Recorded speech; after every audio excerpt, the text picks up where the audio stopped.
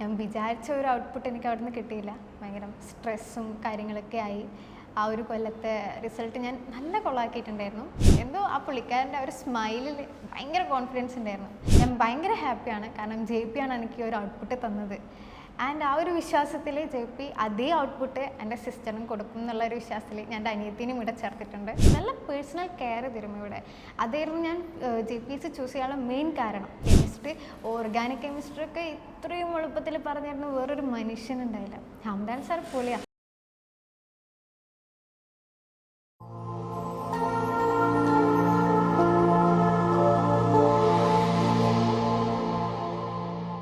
Hi, എൻ്റെ പേര് തീർത്ഥ. ഞാനിപ്പോൾ ഗവൺമെൻറ് ആയുർവേദ മെഡിക്കൽ കോളേജ് കണ്ണൂരിൽ പഠിക്കുന്നു. ഞാൻ 22-23 ബാച്ചിൽ റിപ്പീറ്റേഴ്സ് ബാച്ചിൽ ഇവിടുത്തെ ഒരു സ്റ്റുഡൻ്റ് ആയിരുന്നു. R7 ബാച്ചിൽ ഞാൻ ഫസ്റ്റ് റിപ്പീറ്റ് ചെയ്തത് ഒരു വലിയൊരു ഇൻസ്റ്റിറ്റ്യൂട്ടിലായിരുന്നു. ഞാൻ വിചാരിച്ച ഒരു ഔട്ട്പുട്ട് എനിക്ക് അവിടെ നിന്ന് കിട്ടിയില്ല. ഭയങ്കര സ്ട്രെസ്സും കാര്യങ്ങളൊക്കെ ആയി. ആ ഒരു കൊല്ലത്തെ റിസൾട്ട് ഞാൻ നല്ല കൊള്ളാക്കിയിട്ടുണ്ടായിരുന്നു. അങ്ങനെയാണ് റിസൾട്ട് വന്നു. നല്ല മാർക്ക് കുറവായിരുന്നു. നല്ല സങ്കടപ്പെട്ടു. ഞാൻ വലിയ എഫേർട്ടൊന്നും എടുക്കാൻ പറ്റിയില്ല, കാരണം നല്ല സ്ട്രെസ്ഫുൾ കണ്ടീഷനായിരുന്നു. എന്നാൽ ഞാൻ പിന്നെ വിചാരിച്ചു റിപ്പീറ്ററായിട്ട് പോകണം, ഒന്നും കൂടി റിപ്പീറ്റ് ചെയ്യണം, നല്ല മാർക്ക് വാങ്ങണം, സ്വന്തമായിട്ട് വൃത്തിക്ക് പഠിച്ചിട്ട് വാങ്ങണം എന്ന് തന്നെ വിചാരിച്ചു. അങ്ങനെ ഞാൻ ഇങ്ങനെ ഓരോ ഇൻസ്റ്റിറ്റ്യൂട്ടും തപ്പിത്തുടങ്ങി. ഏതെടുക്കും എന്നുള്ളൊരു ചിന്തയായി. കുറേ ഇൻസ്റ്റിറ്റ്യൂട്ട് ഞാൻ വിളിച്ചിട്ടുണ്ടായിരുന്നു, അന്വേഷിച്ച് നോക്കി ഓരോ ഇൻസ്റ്റിറ്റ്യൂട്ടിനെ കുറിച്ചും. അപ്പോൾ ഒന്നും എനിക്കൊരു സാറ്റിസ്ഫാക്ഷൻ കിട്ടിയില്ല. അങ്ങനെ ഞാൻ യൂട്യൂബിൽ JPൻ്റെ വീഡിയോ കണ്ടത്.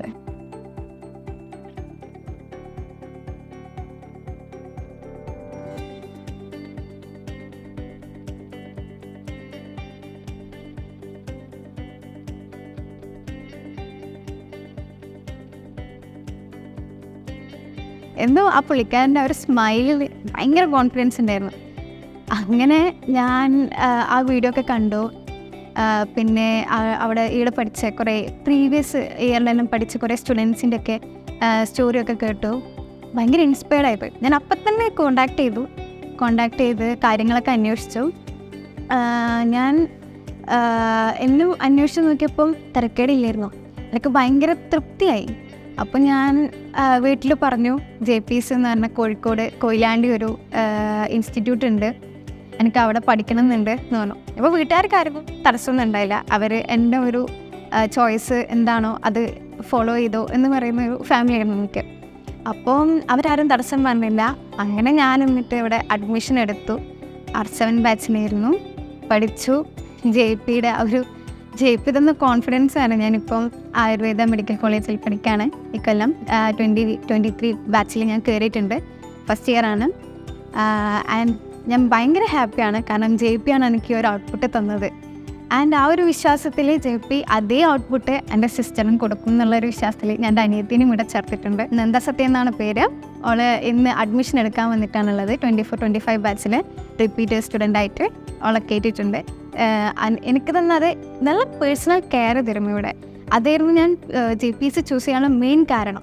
നല്ല പേഴ്സണൽ കെയർ കിട്ടും. ഇപ്പോൾ വലിയ വലിയ ഇൻസ്റ്റിറ്റ്യൂട്ട് പോയി കഴിഞ്ഞാൽ നമുക്ക് പേഴ്സണൽ കെയർ കിട്ടുകയില്ല.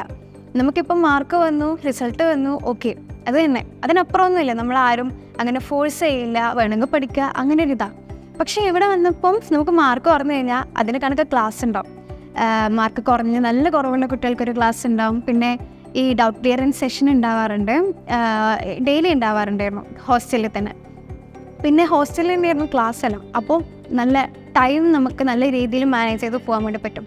പിന്നെ ഓഫ്ലൈനാണ്, ഓൺലൈൻ അല്ലാത്തതിൻ്റെ നല്ല എല്ലാ ഒരു എന്താ പറയുക നല്ല ഗുണം ഞാൻ കണ്ടിട്ടുണ്ടായിരുന്നു. ഓഫ്ലൈൻ ആയതുകൊണ്ട് നമുക്ക് എന്താ പറയുക ക്ലാസ്സിൽ തന്നെ ആ ഒരു ഇൻറ്ററാക്ഷൻ പോസിബിളാണ്. ഇപ്പം JP ആയാലും ബാക്കി സാറുമാരായാലും എല്ലാവരും ക്ലാസ്സിൽ വന്ന് നേരിട്ട് നമ്മളെ പഠിപ്പിക്കും. നമുക്ക് ഡൗട്ട്സ് എല്ലാം അപ്പം തന്നെ ക്ലിയർ ചെയ്ത് തരും. എക്സാംസ് ഉണ്ടാവും. പിന്നെ ഞാൻ പഠിച്ച സമയത്ത് ഓരോ വീക്കിലും എക്സാം ഉണ്ടായിരുന്നു. പിന്നെ mega test, grand mega test, last exam ആവാനായപ്പോൾ മോഡൽ എക്സാം ഒക്കെ വന്നു. അതിൻ്റെയൊക്കെ ആ ഒരു ഔട്ട്കമാണ് ഇന്ന് ഞാൻ വിചാരിച്ചൊരു കോളേജിൽ, മെഡിക്കൽ കോളേജിൽ വന്നിരുന്ന് പഠിക്കുന്നത്. അതേ ഔട്ട്പുട്ട് എൻ്റെ അനിയത്തിക്കും JP കൊടുക്കും എന്നുള്ള ഒരു വിശ്വാസത്തിൽ തന്നെയാണ് ഞാനും എൻ്റെ ഫാമിലിയും എൻ്റെ അനിയത്തിനെ ചേർത്തിട്ടുള്ളത്. ഓള് റിപ്പീറ്റ് ബാച്ചിൽ നമ്മൾ ചോദിച്ചു, പണ്ടേ ഒക്കെ ഇങ്ങനെ MBBS ആയിരുന്നു താല്പര്യം. അപ്പോൾ +2 കഴിഞ്ഞപ്പോൾ സാധാരണയായി നമ്മളെല്ലാവരും ചോദിച്ചു എന്താ നിൻ്റെ തീരുമാനം എന്ന് ചോദിച്ചപ്പോൾ അവള് പറഞ്ഞത് എനിക്ക് നീറ്റിന് പോകണം എന്നാണ്. എവിടെയാണ് പോകാൻ താല്പര്യം എന്ന് ചോദിച്ചപ്പോൾ അവള് പറഞ്ഞത് ജെപ്പിസ് തന്നെയാണ്, അടുത്തിന് പോകാമെന്ന് പറഞ്ഞു. അങ്ങനെയാണ് നമ്മളിപ്പം ഒളിയും കുട്ടി ഇവിടെ വന്നിട്ടുള്ളത്. ഞാൻ നന്ദ സത്യൻ, ഇവിടെ ജെപ്പിസിൻ്റെ റിപ്പീറ്റേഴ്സ് ബാച്ചിന് ചേർന്നിട്ടുള്ള ഞാൻ എൻ്റെ ഏച്ചീൻ്റെ അനുഭവം കണ്ടിട്ടാണ് ഇങ്ങോട്ട് വരുന്നത്. അവൾ റിപ്പീറ്റ് ചെയ്ത ടൈമിൽ ഭയങ്കര സ്ട്രെസ്ഫുൾ ആയിരുന്നു. പക്ഷേ റീ റിപ്പീറ്റ് ചെയ്ത ടൈമിൽ അവൾ നല്ല ഹാപ്പി ആയിരുന്നു, സ്ട്രെസ്സൊന്നും ഉണ്ടായിരുന്നില്ല. അവൾക്ക് നല്ല പേഴ്സണൽ കെയർ കിട്ടിയെന്ന് പറഞ്ഞു. അതൊക്കെ കേട്ടപ്പോൾ ഇവിടെ വരണം തോന്നി. ഫാമിലിയൊക്കെ ചോദിച്ചപ്പോൾ വേറൊരു ചോയ്സ് ഉണ്ടായിരുന്നില്ല. അവളെ റിസൾട്ട് കണ്ടപ്പോൾ തന്നെ നമുക്ക് എല്ലാവർക്കും ഹാപ്പി ആയി. ഭയങ്കര ചേഞ്ചായിരുന്നു റിപ്പീറ്റ് വരുമ്പോൾ. ഇവിടുത്തെ സാറുമാരെ കുറിച്ച് പറയുകയാണെങ്കിൽ നല്ല ഫാക്കൽറ്റീസ് ആയിരുന്നു. സീരിയസ്ലി സിൻസിയറായി പറയുന്നത് ഞാൻ ഭയങ്കര സാറ്റിസ്ഫൈഡ് ആയിരുന്നു. എല്ലാവരും നല്ല രീതിയിൽ പഠിപ്പിക്കും, എല്ലാം മനസ്സിലാവുന്നത് വരെ പറഞ്ഞു തരും. ഇപ്പം ഫൈസൽ സാറാണെങ്കിലും ഹംദാൻ സാറാണെങ്കിലും കെമിസ്ട്രി, ഓർഗാനിക് കെമിസ്ട്രി ഒക്കെ ഇത്രയും എളുപ്പത്തിൽ പറഞ്ഞു തരുന്ന വേറൊരു മനുഷ്യനുണ്ടായില്ല. ഹംദാൻ സാർ പൊളിയാണ്. പിന്നെ നമ്മൾ ജെഫിൻ്റെ സുവോളജി, എൻ്റെ പൊന്നു വേറൊന്നും വേണ്ട. സാർ എങ്ങനെ ക്ലാസ്സിൽ കഥ പറഞ്ഞു തരുന്നത് പോലെ എല്ലാം പറഞ്ഞു തരും. പക്ഷെ എല്ലാം നമ്മൾ പഠിപ്പിച്ചിട്ടായിരിക്കും വിടുന്നുണ്ടാവുക.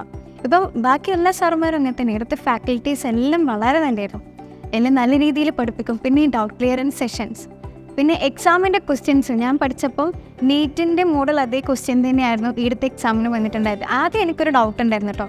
അതായത് ഞാൻ ആദ്യം പഠിച്ച ഇൻസ്റ്റിറ്റ്യൂട്ടിൽ എന്നെല്ലാം പറയുമ്പോൾ ഭയങ്കര ടഫ് ക്വസ്റ്റ്യൻസ് ആയിരുന്നു. ആ ഒരു ലെവല്, അതായത് ആ ഒരു ലെവൽ ക്വസ്റ്റ്യൻസ് അല്ല ഞാൻ കണ്ടിട്ടുണ്ടായിരുന്നത്. അപ്പോൾ എനിക്ക് നല്ല പേടിയുണ്ടായിരുന്നു. അയ്യോ നീറ്റിന് ഇനിയിപ്പോൾ എന്തായിരിക്കും, ഈ ലെവലല്ല ക്വസ്റ്റ്യൻസ് എന്നെങ്കിൽ നല്ലൊരു പേടി എനിക്കുണ്ടായിരുന്നു കേട്ടോ. പക്ഷേ ഞാൻ നീറ്റിന് പോയി നോക്കിയപ്പോൾ അതേ ലെവൽ ക്വസ്റ്റ്യൻസ് ആയിരുന്നു എക്സാമിനുണ്ടായത്. ഞാൻ ശരിക്കും പറഞ്ഞാൽ നല്ല സന്തോഷമായി എനിക്ക്. കാരണം ഞാൻ ഈ മെഗാ ടെസ്റ്റും ഈ മോഡൽ എക്സാംസിലൊക്കെ കണ്ട കുറേ ക്വസ്റ്റ്യൻസ് ഞാൻ നീറ്റ് എഴുതിയപ്പോൾ ഉണ്ടായിരുന്നു. അപ്പോൾ ഞാൻ നല്ല സാറ്റിസ്ഫൈഡ് ആയിരുന്നു, നല്ല സന്തോഷമായി. കാരണം പഠിച്ച കുറേ കാര്യങ്ങളുണ്ടായിരുന്നല്ലോ.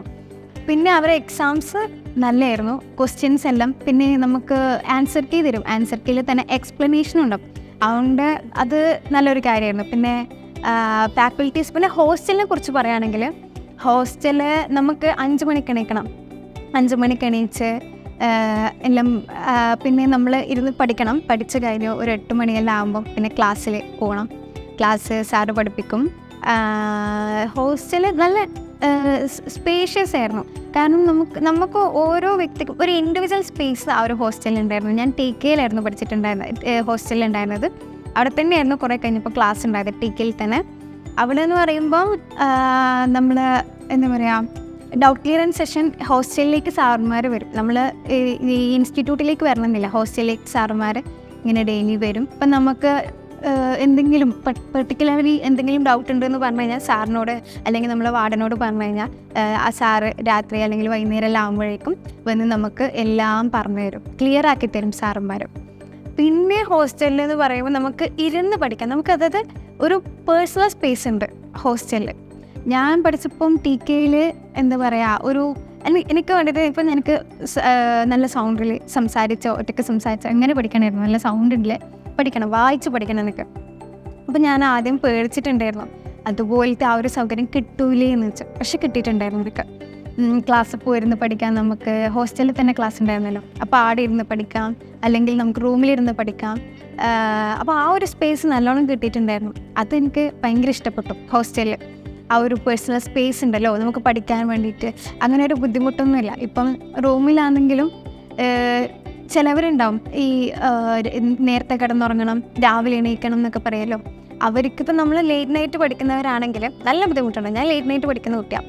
അപ്പോൾ എനിക്ക് ആദ്യം ഒരു പേടി ഉണ്ടായിരുന്നു, ഇനി ഇപ്പം എങ്ങനെയാണ് റൂമിൽ വരുന്ന റൂംമേറ്റ് ഇപ്പം നേരത്തെ കിടന്നുറങ്ങുന്ന ടൈപ്പാണെങ്കിൽ ഞാൻ എങ്ങനെ പഠിക്കും എന്നുള്ളൊരു പേടി ഉണ്ടായിരുന്നു. പക്ഷെ നമുക്ക് അതിന് കണക്കിപ്പം റൂമിന് പുറത്തിരുന്ന് പഠിക്കാം, നമ്മളെ ക്ലാസ്സിലിരുന്ന് പഠിക്കാം. അങ്ങനെ ഒരു ഫെസിലിറ്റി ഉള്ളതുകൊണ്ട് അത് എനിക്ക് ടെൻഷൻ അടിക്കേണ്ടി വന്നില്ല. അപ്പം അവർ നേരത്തെ കിടന്നുറങ്ങിക്കഴിഞ്ഞാലും ഞാൻ റൂമിന് പുറത്തിരുന്ന് അല്ലെങ്കിൽ ക്ലാസ്സിലിരുന്നൊക്കെ പഠിക്കും. നമ്മൾ ഒറ്റക്കായിരിക്കില്ല, കുറേ ഇങ്ങനെ ലേറ്റ് നൈറ്റ് പഠിക്കുന്ന കുട്ടികളിലുണ്ടാവും ക്ലാസ്സിൽ. അപ്പോൾ അവരിങ്ങനെ കുറച്ചാളുണ്ടാവും, ഇങ്ങനെ ഇരുന്ന് പഠിക്കാം നല്ല രീതിയിൽ. പിന്നെ അധികം സ്ട്രെസ്സൊന്നുമില്ല കേട്ടോ. ഞാൻ സത്യമായിട്ടും പറഞ്ഞാൽ വലിയ സ്ട്രെസ്സൊന്നും ഉണ്ടായിരുന്നില്ല എനിക്ക്. കാരണം നമുക്ക് ഓരോരോ പോർഷൻസും പഠിപ്പിച്ച് അപ്പം തന്നെ എക്സാം വെക്കും. അപ്പം നമ്മൾ നല്ല രീതിയിൽ അതുപോലെ പഠിച്ച് പോയി കഴിഞ്ഞ് കഴിഞ്ഞാൽ നമുക്ക് ടെൻഷനൊന്നും അടിക്കാനുണ്ടാവില്ല. എന്താ പറയുക, അത് നമ്മൾ തറവായി കഴിഞ്ഞല്ലോ. ഇനി അതെല്ലാം കഴിഞ്ഞ് ഇപ്പോൾ ഓരോ മന്ത് കഴിഞ്ഞപ്പോൾ പിന്നെ ഓരോരോ എക്സാം വെക്കും. അതായത് അത്രയും പോർഷൻസ് വെച്ചൊരു എക്സാം വെക്കും. അപ്പോൾ നമ്മൾ എന്ത് ചെയ്യും, ബാക്കി അതെല്ലാം വീണ്ടും വീണ്ടും റിവൈസ് ചെയ്യും. അങ്ങനെ റിവൈസ് ചെയ്ത് നമ്മുടെ തലയിൽ അങ്ങനെ ഉറച്ചു നിൽക്കും. അതുകൊണ്ട് അത്ര ടെൻഷൻ അടിക്കാനുണ്ടായിരുന്നില്ല എനിക്ക് JPSൽ. അതാണ് JPSൻ്റെ വലിയൊരു പ്ലസ് പോയിൻ്റ് ആയിട്ട് എനിക്ക് പറയാനുള്ളത്. ഞാൻ അത്ര സ്ട്രെസ്ഫുൾ ആയിട്ടൊന്നും ആയിരുന്നില്ല പഠിച്ചിട്ടുണ്ടായിരുന്നത്. ആ ഒരു അറ്റ്മോസ്ഫിയർ JP നമുക്ക് എല്ലാവർക്കും ഒരുക്കി തന്നിട്ടുണ്ടായിരുന്നു ഞാൻ പഠിച്ചു. ആ ഒരു വിശ്വാസത്തിലാണ് ഞാൻ എൻ്റെ അനിയത്തിനെ ഇവിടെ ചേർത്തിട്ടുള്ളത്. ഇനി ഇവിടേക്ക് വരാൻ ആഗ്രഹിക്കുന്ന കുട്ടികളോട്, മക്കളെ നിങ്ങൾ ധൈര്യമായിട്ട് വന്നോ. നിങ്ങൾ JPയുടെ കയ്യിൽ നല്ല സേഫാണ്. എന്താ വെച്ചാൽ JP നല്ല രീതിയിൽ നമ്മൾ നോക്കും. ഇപ്പം നമുക്ക് ഭയങ്കര സ്ട്രെസ്സുള്ള കുട്ടികളൊക്കെ ഉണ്ടാവില്ലേ, ഇപ്പം ഇച്ചിരി പഠിക്കുമ്പം തന്നെ യോ എന്ന് പറഞ്ഞ് ഇങ്ങനെ ടെൻഷൻ അടിക്കുന്ന മക്കൾക്കെല്ലാം ഉണ്ടാവില്ലേ, സാറിനോട് പറഞ്ഞാൽ മതി. JP നല്ല രീതിയിൽ എല്ലാം നല്ലോണം ലിസൺ ചെയ്യും JP. അപ്പം നമുക്ക് എന്തെങ്കിലും പ്രശ്നം ഉണ്ടായി കഴിഞ്ഞ് കഴിഞ്ഞാൽ JP എല്ലാം കേട്ട് അതിന് നമ്മളൊന്ന് കൂളാക്കി തരും മനുഷ്യൻ. ആ മനുഷ്യൻ നല്ല ഇതായിരുന്നു, നല്ല സപ്പോർട്ടാണ്. നമ്മളിപ്പോൾ എന്ത് ടെൻഷനുള്ള കാര്യം പറഞ്ഞു കഴിഞ്ഞാലും, പഠിക്കാൻ എന്തെങ്കിലും ബുദ്ധിമുട്ടുണ്ടെന്ന് പറഞ്ഞു കഴിഞ്ഞാലും അതെല്ലാം JP നമുക്ക് കൂളാക്കി ഓക്കെ ആക്കി തരും നമുക്ക്. അതുകൊണ്ട് നിങ്ങൾ എല്ലാവരും നല്ല ധൈര്യത്തിൽ കോൺഫിഡൻസോടെ വന്നോളൂ. JPയുടെ കയ്യിൽ നമ്മൾ എല്ലാവരും സേഫാണ്.